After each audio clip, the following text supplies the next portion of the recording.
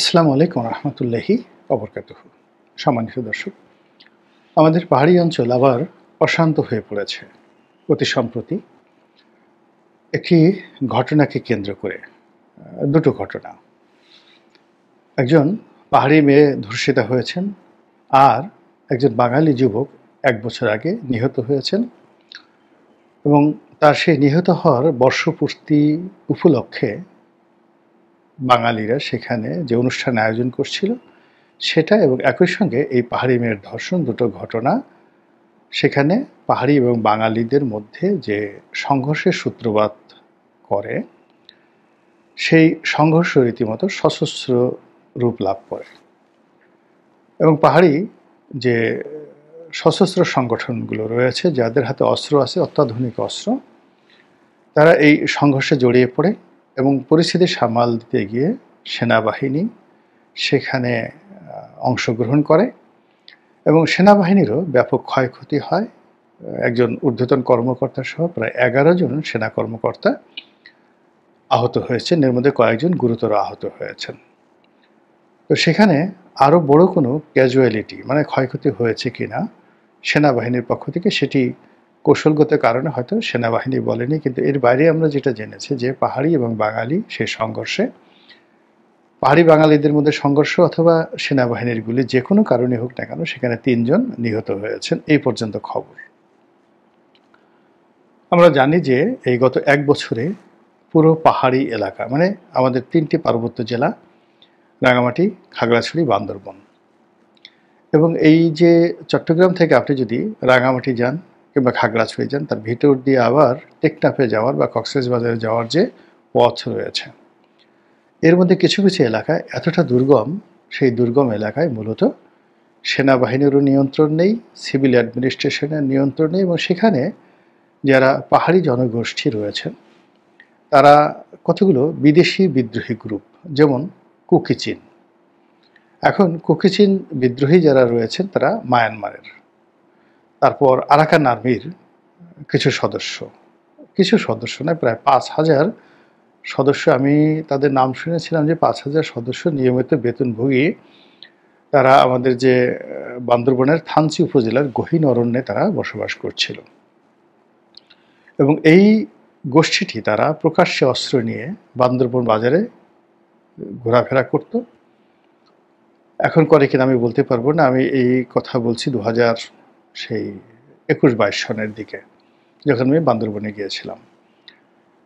তো এখন Arakan army মায়ানমারের যে অংশটি দখল করে আছে, তো সেই দখল করার ফলে থানচি এলাকা থেকে তাদের যে ৫,০০০ সশস্ত্র যোদ্ধা ছিল, তারা এখন কি ১০,০০০ হয়েছে না তারা চলে গেছে, এটা আমি এখন পর্যন্ত বলতে পারবো না। কিন্তু এখানে অনেকগুলো সশস্ত্র গোষ্ঠী রয়েছে, শান্তি বাহিনী রয়েছে, শান্তি বাহিনীর যে কাউন্টার গ্রুপ ইউডিপিএফ সম্ভবত তারা আছে, এরপর আরও অনেক ছোট ছোট গ্রুপ রয়েছে, বলা হয়ে থাকে প্রায় ১০০-র মতো সশস্ত্র গ্রুপ এই ৩টি পার্বত্য জেলার গহীন অরণ্যে ভারী অস্ত্রশস্ত্র, মানে একেবারে অত্যাধুনিক অস্ত্রশস্ত্র সহকারে যে যার মতো করে লুটতরাজ, খুন, ধর্ষণ, রাহাজানি করে যাচ্ছে।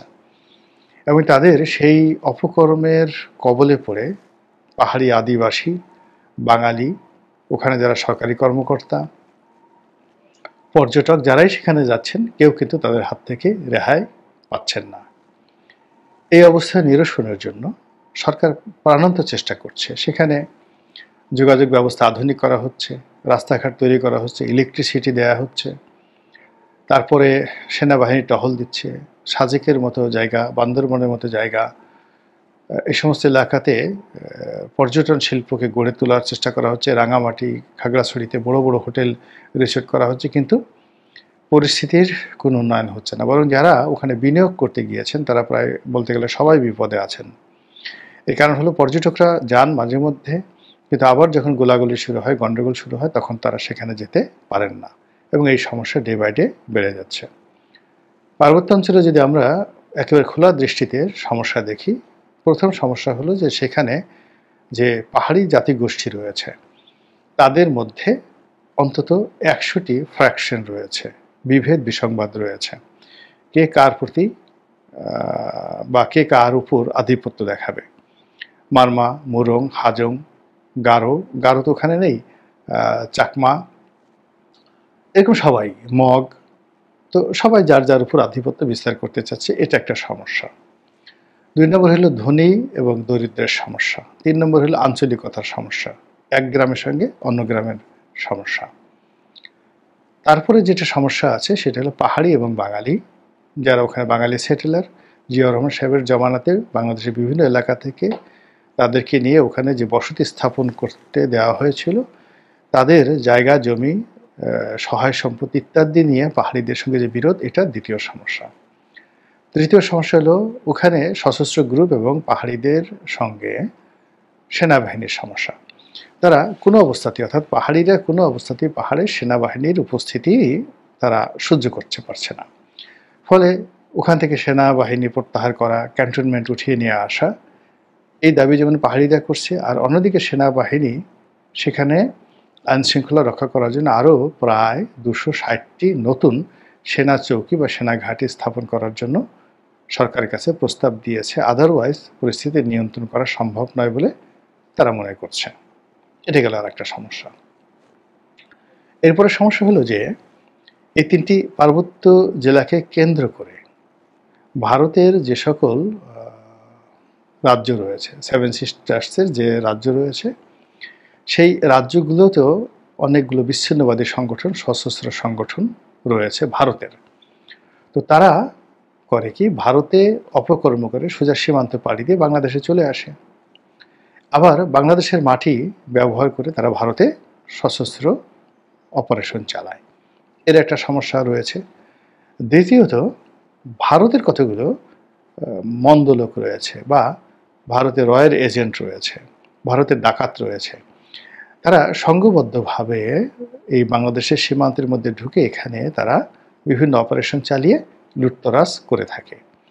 আর সরাসরি কেন্দ্রের নির্দেশে সেখানে ভারতীয় সৈন্যরা বা ভারতীয় যারা মিলিটারি এক্সপার্ট রয়েছে, তারা এই বাংলাদেশে যারা বিচ্ছিন্নতাবাদী আন্দোলন করছে, পাহাড়কে আলাদা করতে চাচ্ছে, তাদের একটা কয়েকটি গ্রুপকে তারা মদত দিচ্ছে যে তোমরা যুদ্ধ করো। যেমন শান্তি বাহিনী সুদীর্ঘকাল ভারতের মদতে বাংলাদেশের বিরুদ্ধে যুদ্ধ করেছে, এবং 96 সনে শেখ হাসিনা যখন এলেন ক্ষমতায়, তখন তাদের একটা শান্তি চুক্তি হয়েছিল বটে, কিন্তু সেই শান্তি চুক্তির সুফল শান্তি বাহিনীও পায়নি, পাহাড়ি জনগণও পায়নি, আমরাও পাইনি। ফলে ওই সন্তু লারমার সাথে যে সম্পর্কটি, সেটি সম্পর্কটি এখন অনেকটা সাপে নেউলে হয়ে গেছে, এবং তিনি আবার ভারতের আশ্রয় প্রশ্রয় চলে গেছেন।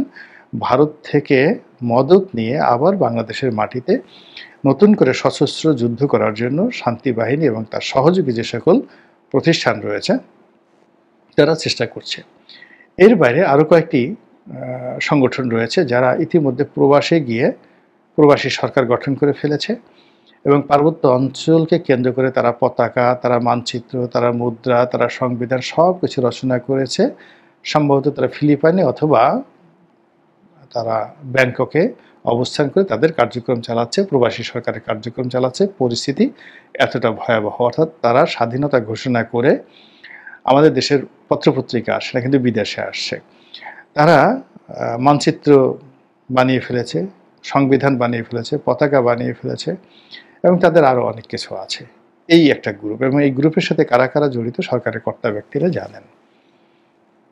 সাম্প্রতিক সময়ে এই শেখ হাসিনা জমানার শেষ দিকে যেভাবে আমাদের সীমান্ত লাগোয়া যে রোহিঙ্গা শরণার্থীরা, যে বিশাল প্রায় এখন ধরেন প্রায় 15 লক্ষ রোহিঙ্গা আমাদের বাংলাদেশে আছে, তো এই রোহিঙ্গা জাতি গোষ্ঠীর সঙ্গে যাদের শত্রুতা রয়েছে, তারা আরাকান আর্মি, কুকি চিন এবং রোহিঙ্গাদের যে সংগঠন আরসা, তারা পুরো এলাকাটাকে, অর্থাৎ বাংলাদেশের এই টেকনাফ, উখিয়া, কক্সবাজার এই এলাকা, আর উল্টো দিকে নাপ নদীর উল্টো দিকে মায়ানমারের যে ভূখণ্ড, এই পুরো এলাকাটাকে একেবারে রীতিমতো গাজা বানিয়ে ফেলেছে, মানে মধ্যপ্রাচ্যের গাজা বানিয়ে ফেলেছে। এবং এখানে প্রতিনিয়ত মারামারি, কাটাকাটি, সন্ত্রাস, গোলাগুলি সব কিছু হচ্ছে, যার খুব অল্প আমরা জানি। এখানে।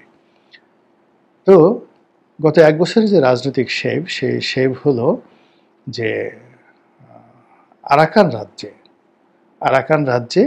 আরাকান আর্মি এখন বলতে গেলে তারা বেশিরভাগ এলাকা নিয়ন্ত্রণ করছে।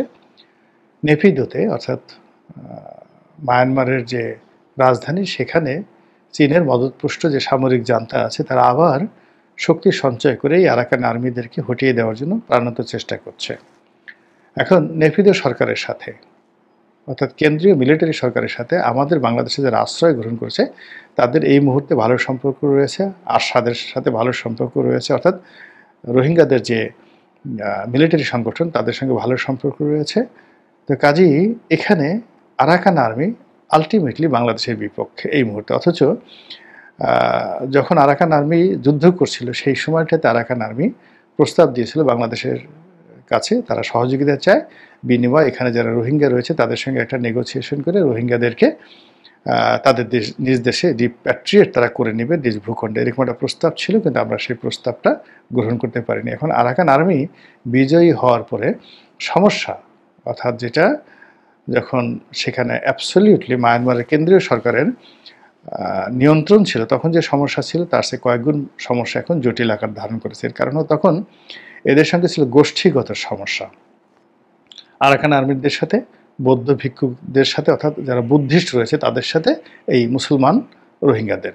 কিন্তু এখন আগের সমস্যাগুলো আছে, তার সঙ্গে সঙ্গে কেন্দ্রীয় সরকারের যেহেতু কোনো নিয়ন্ত্রণ নেই, কাজেই এখানে যারা এই মুহূর্তে সরকার নিয়ন্ত্রণ করছে আরাকান আর্মি, তাদের সঙ্গে রোহিঙ্গাদের সম্পর্ক মারাত্মক আকার ধারণ করেছে। এই সমস্যাটা 1 বছর আগে ছিল না। থার্ড যে সমস্যা সেটা হলো এখানে আমেরিকা চাচ্ছে আরাকান আর্মিকে সাহায্য করার জন্য। আর আরাকান আর্মিকে সাহায্য করার জন্য বাংলাদেশের ভিতর দিয়ে তাদেরকে যত রকম রসদ রয়েছে, মানবিক সহযোগিতা রয়েছে, এমনকি অস্ত্রশস্ত্র, ট্রেনিং, সব কিছু কীভাবে দেওয়া হবে এটা নিয়ে নানা রকম গুজব, কথা বলাটাও এটা নিয়ে আসলে বিপত্তিকর। কিন্তু আমরা মোরলে সবাই জানি যে মানে আমেরিকা তাদের যে বার্মা অ্যাক্ট রয়েছে এটা বাস্তবায়ন করার জন্য যে প্ল্যান নিয়ে এগুচ্ছে, সেই প্ল্যানের অংশ হিসেবে এই মুহূর্তে যে সকল আমেরিকান কর্মকর্তা, জাতিসংঘের কর্মকর্তা, আমেরিকান সেনাবাহিনী, তাদের কর্তারা যত ঘন ঘন এই অঞ্চলে আসছে, অবস্থান করছে এবং যা কিছু করছে তা কিনা আগের যে আমাদের রোহিঙ্গা সমস্যা তাকে কয়েকগুণ বাড়িয়ে দিয়েছে। ওই এলাকা কেন্দ্র করে আমাদের যে ভীতি ছিল যে এলাকা বিচ্ছিন্ন হয়ে যাবে সেটা বেড়ে গেছে। আর অশান্ত পার্বত্য অঞ্চল শুধু নয়, আরও একটু এগিয়ে পুরো চট্টগ্রাম একদম ফেনী নদী পর্যন্ত এই এলাকাটা রীতিমতো রণক্ষেত্রে পরিণত হয়ে আমেরিকা, চীন, ভারত, পাহাড়ি জনগোষ্ঠী, আমাদের সেনাবাহিনী এবং আমাদের তৌহিদি জনতা, তার সঙ্গে সঙ্গে সাধারণ আম জনতা, এদের মধ্যে যে বহুমাত্রিক একটা যুদ্ধের আশঙ্কা দেখা দিয়েছে।